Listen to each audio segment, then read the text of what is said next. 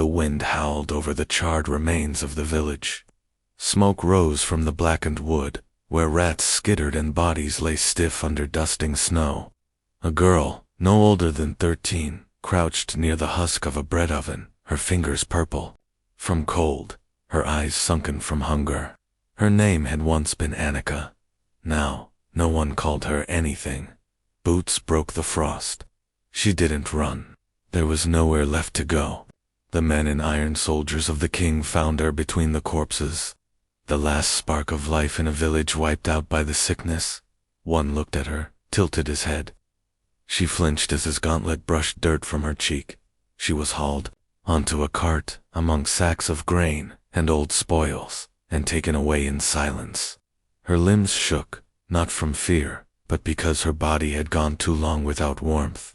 The road stretched long through ruined hamlets and skeletal woods. Where it ended, a high stone wall awaited, topped with spears and silent guards. They brought her not to a prison, but to a hall hung with faded velvet and crucifixes. At its end stood a throne, draped in mourning cloth.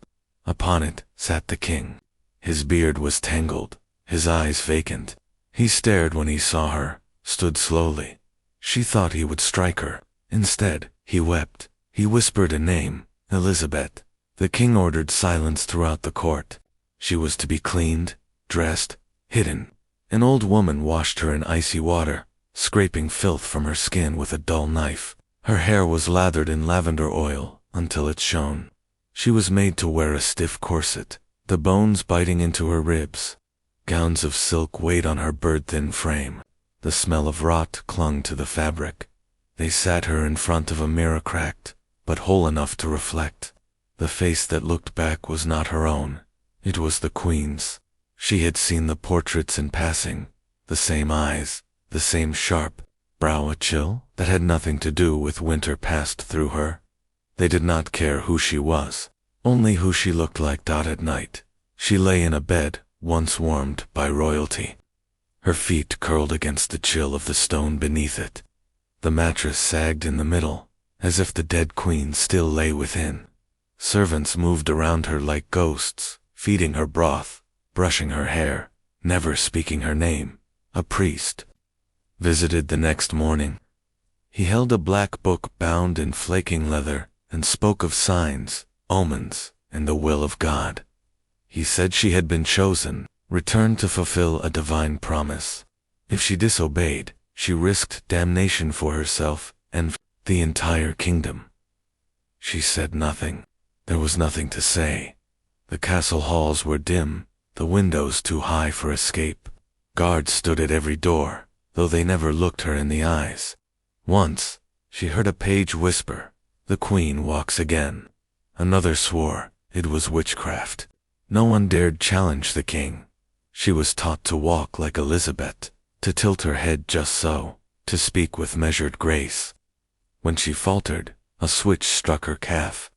"Queens do not stumble," the governess hissed. Her voice cracked with age, but her hands were hard. Days passed without sun. She could not count them. Time was measured by bells, and the return of aches in her stomach.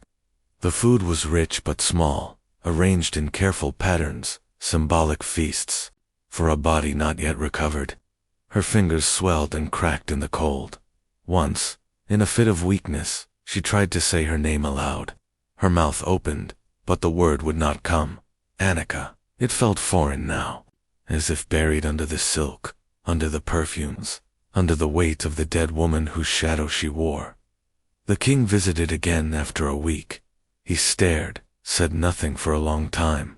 Then he knelt and kissed her hand, murmuring, "You came back. Even the grave could not hold you."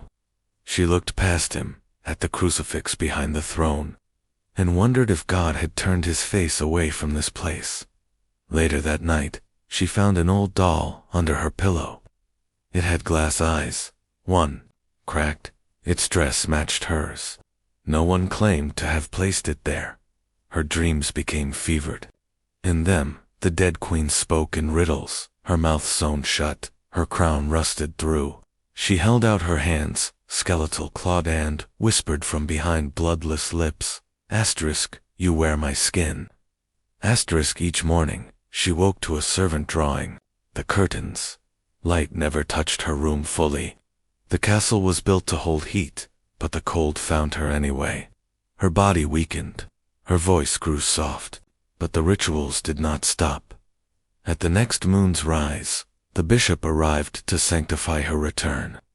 He touched her brow with ash, declaring before nobles and priests, "The queen is among us." No one clapped. They only bowed. She stood, still through the ceremony, numb in both body and thought. Only one thing remained clear. Her life, her story, her face, none of it belonged to her anymore. It belonged to a dead woman sealed in a coffin beneath the chapel stones, and when she looked in the mirror now, she could no longer tell whose eyes stared back. She awoke before the bell. The blankets had slipped off in the night, and her skin was blotched from cold. The rushes on the floor were damp, stinking faintly of mold and sweat. The fire in the corner hearth had long gone out. No one came to relight it. Her first task was silence. She was to rise, kneel, and whisper the queen's prayer, the one sewn into the hem of her nightgown. She mouthed the words with cracked lips, the syllables dry and without meaning. A maid entered, eyes lowered, carrying a basin of gray water. The girl undressed while the maid combed her hair, pulled tight and bound with red ribbon. Breakfast came in a covered silver tray, half a boiled egg, black bread, wine watered with vinegar.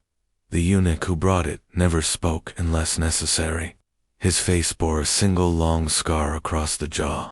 When he looked at her, it was not with pity but exhaustion, like someone who'd seen the same thing too many times.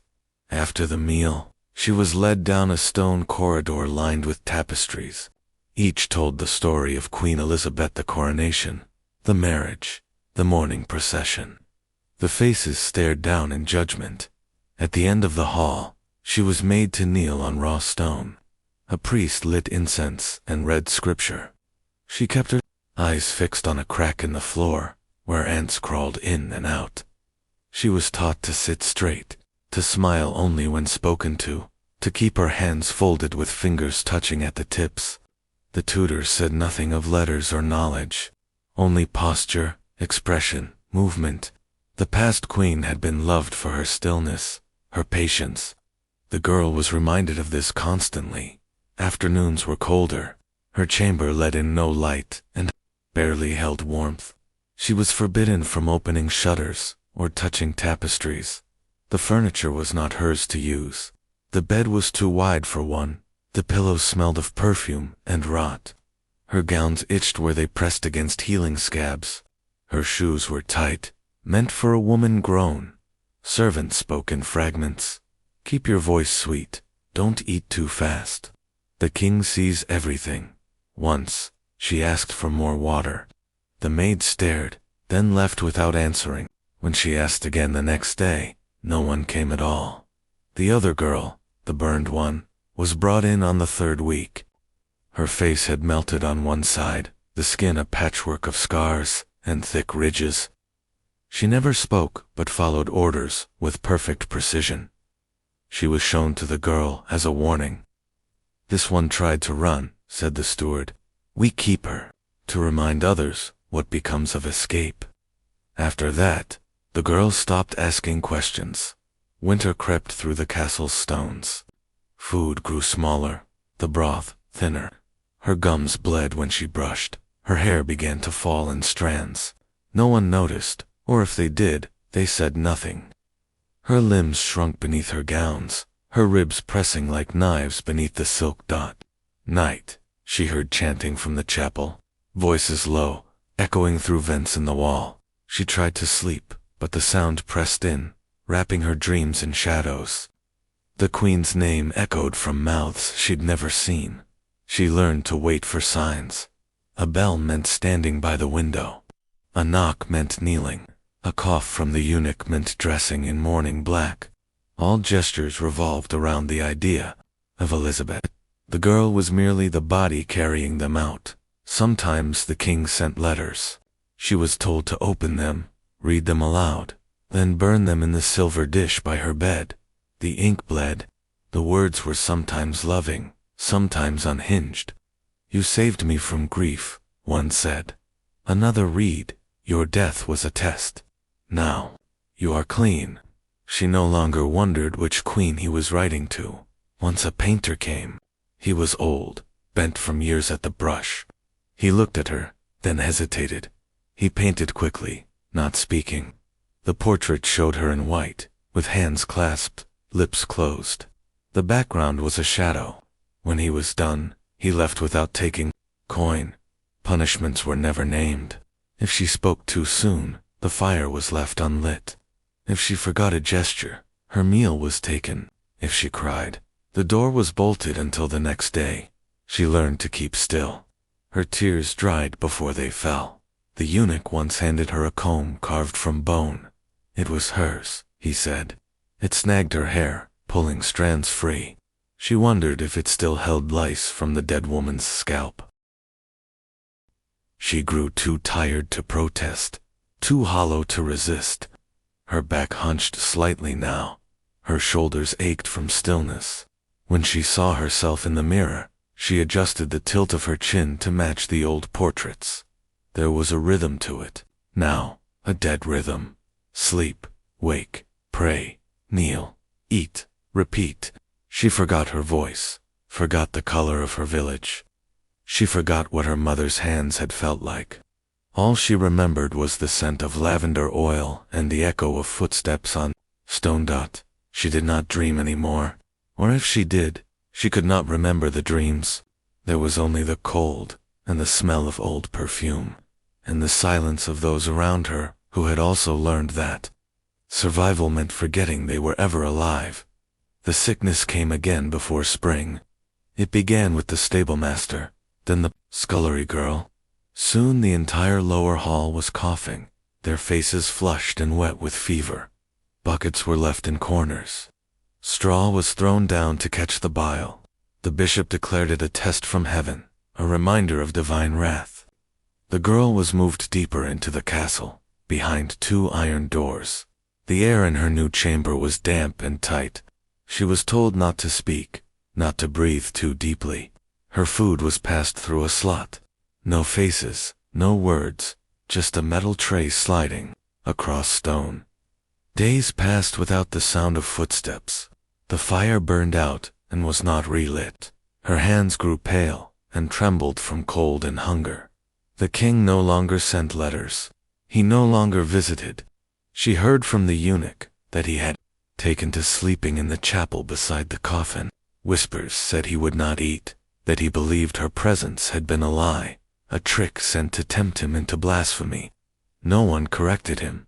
The queen's corpse, long sealed, had begun to rot through the stones. The chapel air stank of mold and wet linen. A servant vomited after lighting candles. Rats chewed through the coffin lining. Still, no one dared remove the body. The clergy said the odor was penance, a sacred burden. The king said it was the proof of her lingering presence. She was summoned back only after 2 weeks of isolation. Her body had thinned further. Her hands were cracked and bleeding. When they dressed her again in the ceremonial robes, the fabric slipped from her shoulders. The girdle fell from her waist. She was no longer the girl they had shaped into the queen's image. The resemblance had thinned with her flesh. The king stood beside the open coffin. His eyes were rimmed red. He asked her a question she did not understand. When she didn't answer, he struck her across the mouth. She fell, her cheek blooming with blood. No one helped her up. The bishop said she must perform a ritual of atonement. She would walk the nave barefoot at dusk, a candle in each hand, and recite the 7 sufferings. Her feet bled before the halfway point. The wax burned her wrists. Her voice cracked on the 4th line, and the guards dragged her out before she could finish. She was thrown into a chamber beneath the chapel, where monks once fasted. The door locked behind her. There was no light, no water, just dust and the smell of old bones. She curled into herself, her skin prickling with sores. Time had no meaning. She scraped her fingernails against the wall, counting lines. When her voice returned, she spoke her real name, over and over, like a secret prayer. Annika, Annika, Annika. No one answered. On the 5th day, or perhaps the 6th, the eunuch came. He said nothing, only dropped a cloth bundle beside her and left. Inside was a crust of bread and a dried apple. She ate in silence, chewing slowly to keep from choking. The next morning, the door opened again. The steward looked at her with cold eyes. You are to be displayed one last time. She was dragged to the queen's chamber, bathed in freezing water, her skin rubbed raw until it bled. Her hair was oiled and combed back. The dress was looser now, tied tight with cords. She was made to sit beside the coffin, in the same pose as an old painting behind her. A painter came again, younger this time, frightened. He worked quickly, his eyes flicking from her face to the corpse and back. Flies moved along the queen's brow. The girl did not blink. Later that night, the king entered alone. He looked at her, and then at the coffin. He muttered about deception, about punishment, about how God tests those he loves. He took her face in his hands and stared at her, searching. His grip tightened. For a moment, she thought he might break her neck. Instead, he stepped back and laughed. It was not joy. It was the laughter of a man who had lost the shape of reason. He ordered her move to the crypt. Let her sleep beside. The truth, he said. The bishop did not object. She was given a thin mattress, placed across from the queen's decaying body. The lid was left open. The stench filled every corner. Her eyes watered constantly. Her stomach twisted from the odor. And still, she was expected to remain still, composed, obedient. Each hour, a bell rang. She was to kneel, pray, and whisper a line from the queen's final confession. If she forgot a word, food was withheld. If she cried, she was slapped. The servants no longer looked at her face. It had become a thing of failure. Her skin turned gray under the torchlight. Her voice was hoarse from the ash-filled air.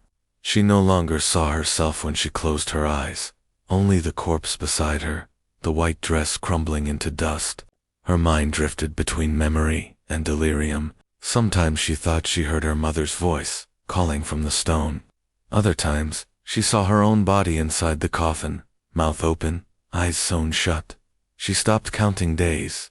There was only ritual, only silence, only the weight of a body kept alive for its resemblance to death. They found her unconscious beside the open coffin, her fingers curled against the stone, lips blue from cold. She had collapsed sometime during the night prayers, but no one came, until morning. When the guards lifted her, her body hung limp, but she breathed, barely. The bishop ordered her moved to the storage chamber beneath the east tower. No heat, no windows, just crates of mildew-covered tapestries and broken furniture. She was not to be fed for 3 days. This was declared a fast for penance. No physician was called. The king had not asked for her in weeks. The court had turned inward. Disease spread from servant to servant. The castle stank of damp rot and sickness. The queen's body, half decomposed, was finally sealed again behind a stone slab. The priest said her soul had ascended, but no rites were performed. The king refused them. He paced the chapel alone, whispering curses, praying to walls. Whispers about the girl spread. Some said she had brought the plague. Others called her a devil child, born with the queen's face to tempt the king into madness. The staff no longer addressed her. Even the eunuch stopped bringing her food. She drank rainwater dripping from a crack in the ceiling. She sucked on her own hair to keep from crying out in hunger. Her limbs wasted, her skin bruised from nothing. She scratched the dais into the wall with a shard of pottery until her hands bled. On the 8th day, she stopped carving. Her breath came slower. Her voice was gone. She waited for someone to remember she was alive. When the door finally opened, it wasn't a servant or guard. It was the steward, wearing a robe too large, his eyes heavy. He tossed her a sack of old clothes. "You are to leave. The king is dying. No carriage, no escort, no name, just an old woman's shoes and a wool cloak that reeked of camphor. She limped out through the servants' gate before sunrise. No one stopped her. The guards did not even glance her way. The castle had forgotten she existed. She walked alone, her feet raw, her ribs visible through the thin cloth. The road ahead was frozen mud and wind. She reached the edge of the woods. By dusk, a hut, abandoned and half collapsed, gave shelter. Inside, a beggar already lay dying. He opened one eye, saw her, and closed it again. She curled beside the hearth, where ashes long gone cold told of fires that had once warmed someone else. Days passed. She found scraps in the wood, frozen berries, water from a stream. She said nothing. Not to the animals, not to the wind. She had forgotten how to speak without permission. One night, she dreamt of a field she could no longer name, a voice calling from a hill, hands reaching out that never touched her. When she woke, the snow had fallen heavy. Her legs refused to move. Her breath came sharp. She knew then she would not see another spring. In the castle, they buried the king in silence. No procession, no bell, just a sealed crypt beside the rotting coffin of his beloved queen. The records were edited by the bishop's scribes. No mention of the girl. No note of her presence. The court chronicler wrote, "Queen Elizabeth died without heir." The king grieved alone and passed into God's judgment with no successor. Her room was bricked up, her clothes burned. The paintings stored in the vaults were scraped clean or sold. The chambermaids were reassigned, forbidden to speak of the queen's shadow. The bishop declared it sacrilege to name her. Those who asked were told they remembered wrong. Years later, when famine struck again, grave diggers raided royal tombs looking for gold. They pried open the slab marked with the queen's name, choking on the air inside. What they found confused them. 2 skulls, one crowned, one not. The bones of 2 women, curled together like lovers or victims. No inscription explained it. No one claimed responsibility. The grave was resealed. The robbers took nothing. Rumors spread, then faded.